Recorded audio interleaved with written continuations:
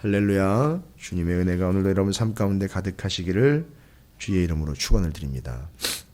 이제 마지막 만찬 이제 다 왔죠. 목요일 일정입니다. 마지막 일주일 가운데 목요일 일정이고요. 금요일 날 돌아가시게 되니까 이제 하루 만에 예수님께서 그냥 아주 철저하게 당하시는 거죠. 그런데 세상으로 보면 당하는 건데 말씀대로 보면 오늘도 나와 있습니다. 24절에 기록된 대로 가신다라는 겁니다. 그러니까 지금 일정이요. 여기서 물론 24절에서 인자는 자기에 대하여 기록된 대로 가거니와 그렇게 이제 돌아가시게 되고 진행된다는 얘기겠죠. 그러니까 어차피 인생들, 어차피 이 세상이요. 말씀으로 창조하신 이 세상 말씀대로 가게 돼 있습니다. 참 멋있는 말 같아요. 기록된 대로 가거니와. 마치 선문답의 한 구절 같기도 한데 그냥 뜬금없는 얘기가 아니라 아주 완벽한 진리의 말씀입니다. 기록된 대로 가거니와. 기록된 대로 가거니와. 그렇죠. 기록된 하나님의 말씀대로 가게 돼 있죠. 그러니까 우리가 말씀을 붙잡아야죠. 그래서 이 말씀을 따라가야죠. 내가 말씀을 끌고 가는 게 아니라 말씀대로 가기 때문에 그 말씀을 따라가야 되는 겁니다. 여러분 참 멋있는 말씀이에요. 참 강력한 말씀이고요. 인자는 자기에 대하여 기록된 대로 가거니와. 주를 따르는 자들도 기록된 대로 똑같이 가려니와. 여러분 좀 기억해 두시면 좋을 것 같아요. 기록된 대로 간다는 거예요. 그러니까 여기 기록된 대로라고 말씀하실 때 예수님이 기록된 바는 바로 구약 성경이죠. 성경에서는 이제 물론 좀 아쉽게 번역이 됐지만 율법과 선지자라고 하는 토라와 느비임이라고 일컬어지는 예언서와 토라 모세 오경 곧 성경대로 가려니와 라는 거죠. 성경 말씀하신 대로 가려니와. 성경에 기록된 대로 가려니와. 한 가지 아쉬운 것은요. 인자를 파는 그 사람에게는 화가 있으리로다. 어쩌면 그 길이 그렇게 완전히 갈라지게 되는지. 그래서 우리는 기록된 대로 가는 인생이 돼야 될 줄로 믿습니다. 우리가 뭐 이제 잘 알고 있는 내용이에요. 그러니까 성만찬을 하다 보면 늘 등장하는 본문이고 구절들이고 그렇습니다. 그러니까 오늘 말씀은 맞습니다. 성만찬이 제정이 되는 내용입니다. 그러니까 만들어지게 된다는 거죠. 요 성만찬 예식이 확립이 되게 되는 그 순간에 대한 말씀입니다. 그러니까 우리는 이미 제사장 나라 하나님 나라에 대한 틀을 가지고 있기 때문에 정리를 이제 여기서 끝내버리는 거죠. 예수님이 제사장 나라 끝내고 하나님 나라로 그 제사장 나라를 담아버리게 되는 중요한 분기점에 지금 와 있는 거죠. 물론 이제 완성은요. 십자가를 통해서 완성이 되니까 십자가에서 다 이루었다라고 하시는 순간일 거예요. 그래서 오늘 30절 말씀에 보면 29절이죠. 29절에 너희와 함께 마시는 날까지 내가 마시지 아니하겠다. 포도나무에서 난 것이죠. 근데 여러분 요한복음 19장 30절에 가면 이렇게 예수께서 신포도주를 받으신 후에 이르시되 다 이루었다 하시고 머리를 숙이니 영혼이 떠나가시니라. 신포도주를 요한복음에 의하면 받으셨다고 그래요. 그렇죠. 여기서는요. 내 아버지 나라에서 새 것으로 너희와 함께 마시는 날까지 마시지 아니하리라 하시니라. 그러면 하나님 주님이 말씀하신 거 안 지키신 거 아닙니까? 그게 아니라 그게 신포도주를 마신 이유는요. 다 이루었다라고만 또 우리가 계속해서 이제 오다 보니까 물론 중요한 부분이기 때문에 그런데 다 이루었기 때문에요. 어떻게 되는 거죠? 마실 수 있는 거죠. 마시지 않겠다는 얘기. 그래서 포도주나 독주 마시지 않는 것. 나실인들의 서원을 여러분 기억하실 거예요. 그러니까 머리도 깎지 않는 것, 삭도를 머리에 대지 않는 것, 부정한 시체 만지지 않는 것. 그러나 예수님은요. 자신이 마실 거리가 되셨고. 잘 보십시오. 서원이라는 건 절대 포도주, 독주 마시지 않겠다라는 게 서원이죠. 그런데 주님은요. 당신이 마실 것이 되셨고 그리고요. 당신이 그 먹거리가 되셨고 당신이 제물이 되셨고 이렇게 해서 다 이루신 거예요. 그러니까 바울이 겐그레아에서 선교 일정을 마치고 머리를 깎았다라고 하는 것처럼 이건 다 이루었다라는 것에 대한 확인입니다. 그래서 지금 요한복음 19장 30절 같은 경우도 그 신포도주를 받으셨다라고 말하는 건 다 이루었다라와 한 짝을 이루는 겁니다. 그래서 다 이룬 것에 대한 행위적 표현이라고 볼 수 있습니다. 지금 그래서 유월절 만찬이 성 만찬으로 제정이 되는 겁니다. 그래서 제사장 나라와 하나님 나라에 대한 이해를 이 성 만찬을 통해서 우리는 정리 끝낼 수 있는 거죠.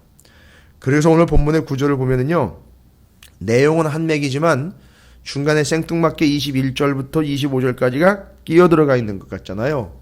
뭐지요? 가룟 유다 이야기입니다. 가룟 유다가 배신해서 예수를 팔아 넘기게 되는 이야기에 대한 중간에 끼어 있는 내용이고요. 17절부터 20절까지는 뭐죠? 유월절 만찬을 준비하는 내용이고요. 그리고 21절부터 25절까지는 가룟 유다와 제자들과의 대화를 통해서 예수 그리스도를 팔아넘기고 여전히 천연덕스럽게 아주 교활한 그의 모습이 계속해서 비춰지고 있죠. 어쩌면 이렇게 죄를 짓고도 뻔뻔스럽게 그렇게 아닌 양 앉아 있으면서 함께 같이 만찬을 나누어 먹고 있는지. 그렇죠. 그래서 유월절 만찬 자리가 그런 자리가 아닌데 왜죠?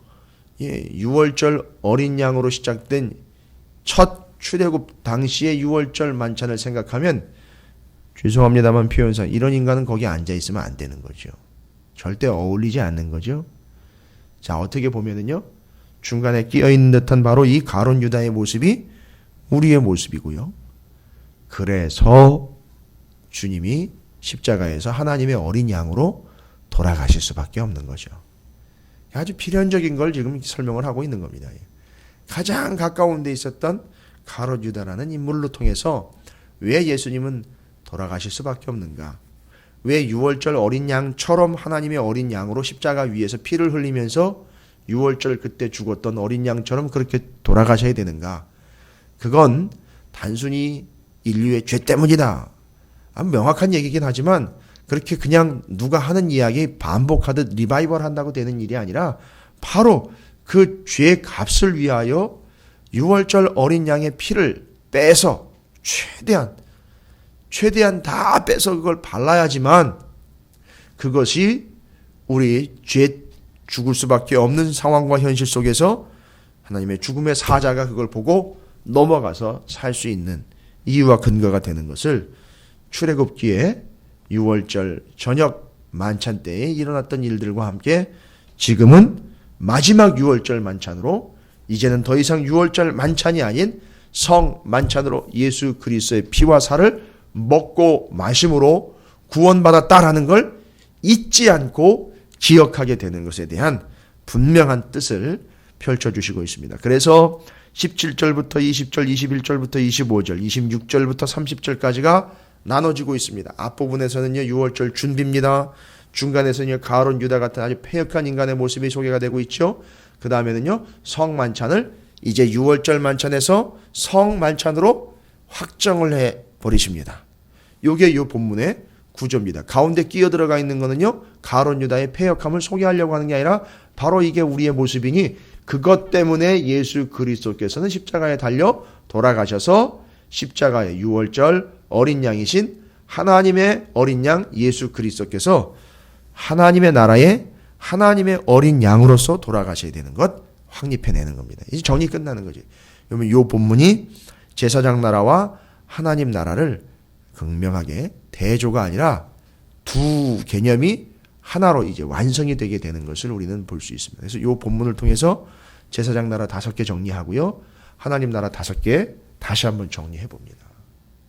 그래서 제사장 나라는요, 지금까지는요, 이렇게 예수님이 제자들과 함께 유월절 만찬을 성 만찬으로 제정하시는 요 만찬이 마지막 만찬이거든요. 그러니까 의미상으로는 마지막 유월절 식사인 거예요. 요게 전 인류에 있어서요. 왜요? 이제 지나간 시간 동안에 유월절 식사는 할 필요가 더 이상 없는 거잖아요. 지나간 시간 동안에 성전에 들어가 제사를 위하여 제물을 잡았던 거 이젠 필요 없잖아요. 제사장이 더 이상 1년에 한 번씩 죽음을 각오하고 흰 속옷 입고 들어가서 떨면서 제사할 필요가 없잖아요.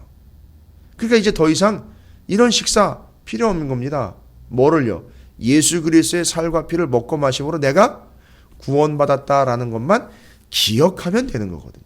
기념하면 되는 거거든요. 이거를 확립해 놓으시는 거죠.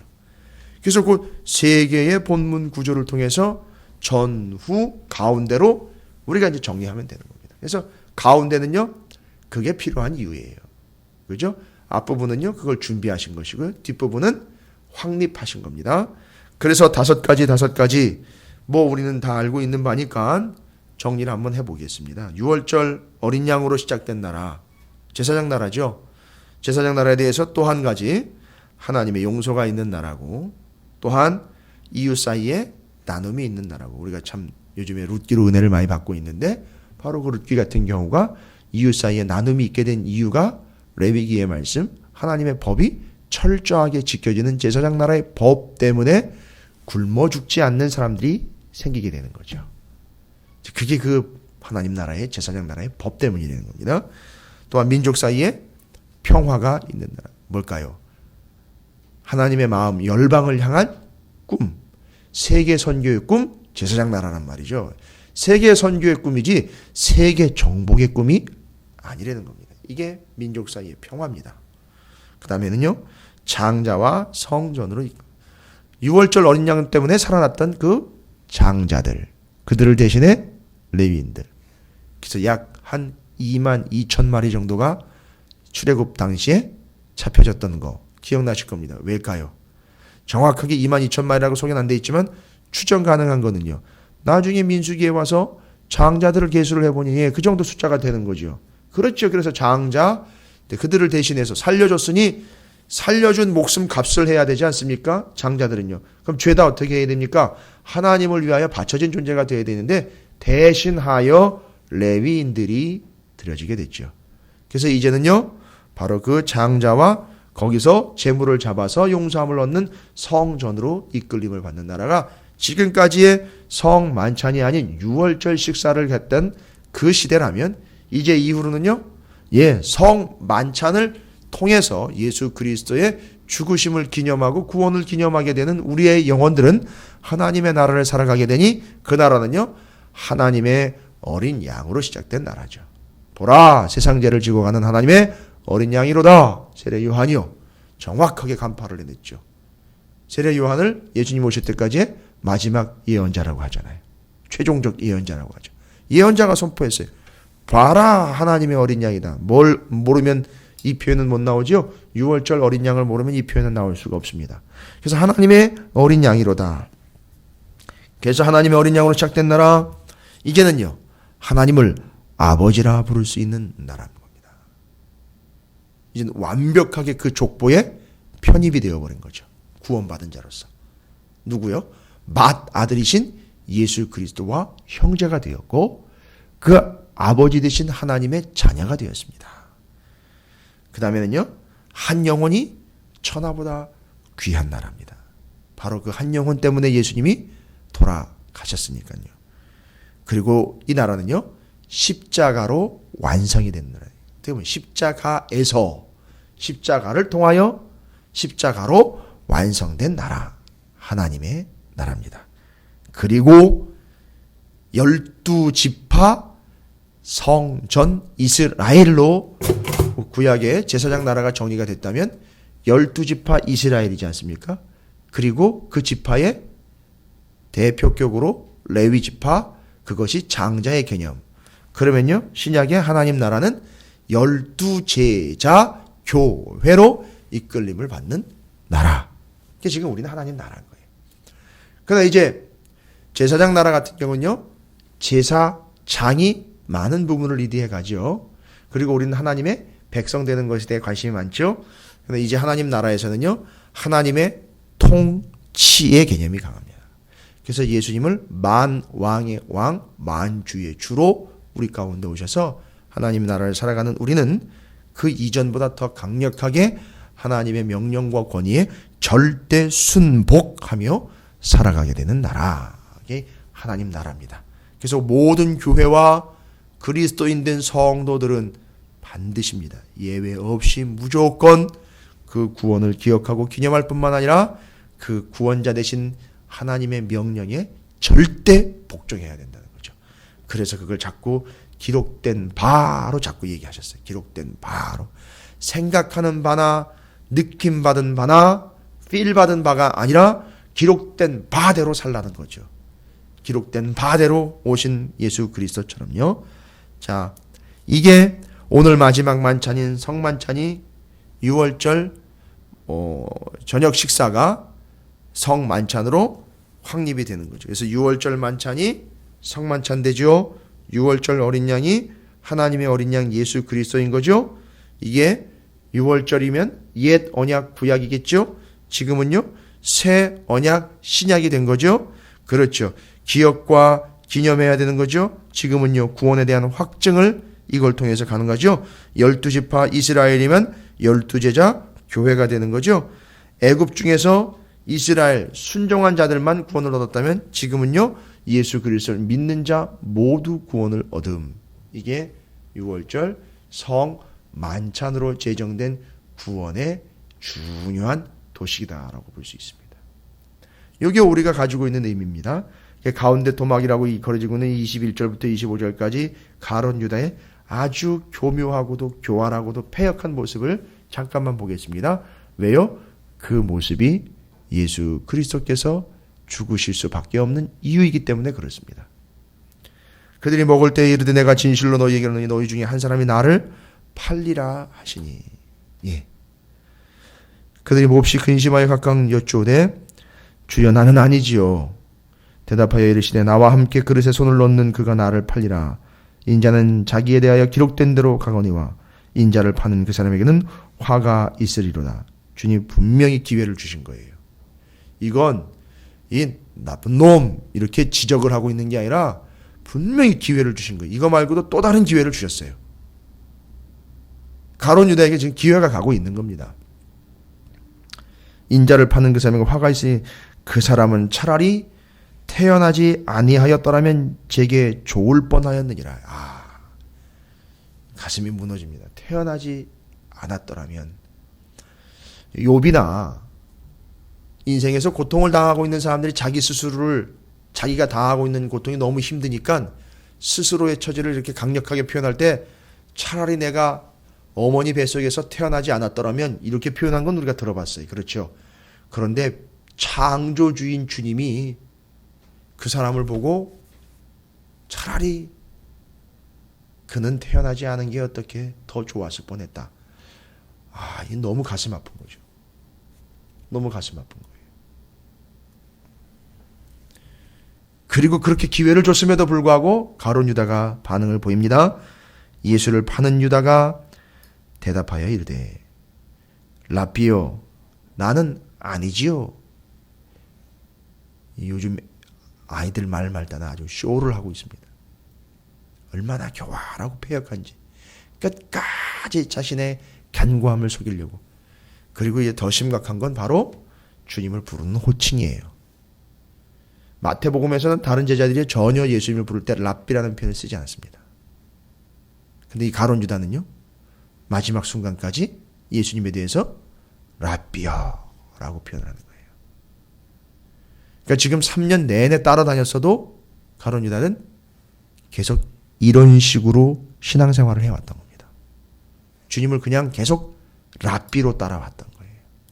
그리고 결정적인 순간에 랍비여라고 부릅니다. 그리고는 아주 자기의 그 교활함을 숨기기 위해서, 자기의 패역함을 숨기기 위해서 나는 아니지요 라고 또 한마디 더 보탭니다. 그때 주님이 대답하시죠. 네가 말하였도다 하시니라. 그게 너야 라고 이야기합니다. 또 기회 주시는 거예요. 그게 너야 라고 또 기회를 주시는 거예요. 근데 결국은 받아들이지 않았습니다. 여기 랍비요 라고 표현한 이것이요. 그러니까 이 사람이 예수님을 따라다닌 모든 기간을 다 무효화시키는 표현입니다. 무효화시키는 표현이에요. 성경 공부를 아무리 많이 하고 설교 말씀이 기가 막힌 은혜를 아무리 많이 받았어도 처문을 나가면서 뭐라고 얘기한다고요? 랍비요라고 이야기한단 말이죠. 이게 얼마나 비참한 현실입니까?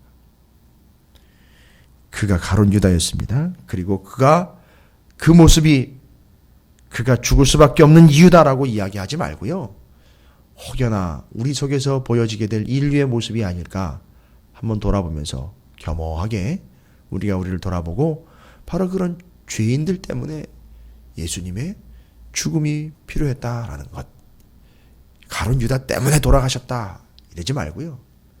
그런 죄성 때문에, 그런 죄 때문에 예수님이 돌아가실 수밖에 없는 이유다라는 것으로 우리를 돌아볼 수 있는 그런 본문과 또 성만찬의 본질과 또 이후로 여러분께서 성만찬에 참여하실 때마다 이 본문의 참 의미들을 기억을 하시면서 제사장 나라 하나님 나라에 대한 정리를 끝내주시고, 그리고 가룟 유다의 그 패역한 모습 속에서 왜 예수님이 죽으셔야 되는지에 대한 이유도 늘 확인하면서 우리는 주님이 우리를 위하여 피 흘리신 하나님의 어린 양, 하나님의 나라의 그 온전한 의미와 제사장 나라의 의미들을 잊지 마시고 오늘을 살아가는 우리에게 주 예수 그리스도의 죽음이 내게 생명이 되고 효과가 된 것을 믿음으로 고백하면서 이 하나님 나라에서의 삶이 늘 구원을 확증하며 확인하는 그런 삶이 되시고요.